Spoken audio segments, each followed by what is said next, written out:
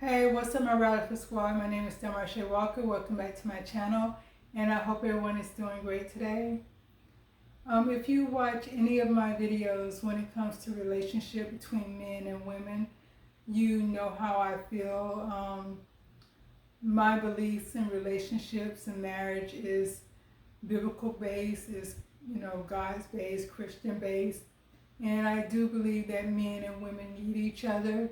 They need each other, especially if they have kids. They should be in their kids' lives.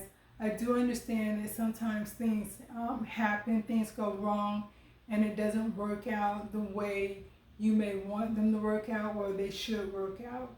But in a family dynamic, even if the man is not in the household and he's willing to be a father to his kids, he should be allowed to be a father to his kids, because not only do the sons need their father in their lives, the daughters also need their father in their lives. And the same thing with the mothers. The mother should be playing a very important role in the children's life, the daughters as well as the son.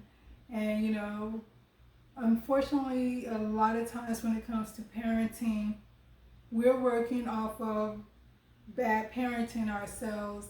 Our parent received bad parenting, they pass that along, so now we're in a position where we're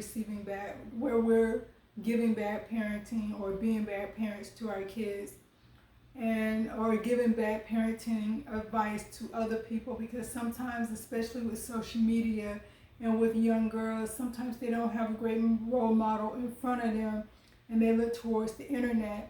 If they're seeing women screaming out, especially young black girls, seeing women screaming out, "I don't need a man, I don't need you, I can raise my child by myself," they're going to grow up thinking that's life. That is how it should be.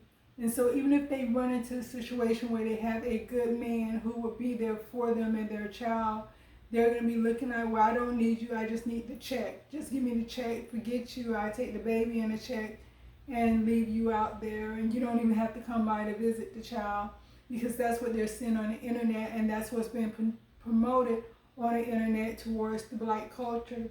A lot of times we would like to say, when it comes to hip-hop music, that it projects towards the black man, the N-word, the violence and all that. But to the black woman, look at what it promotes.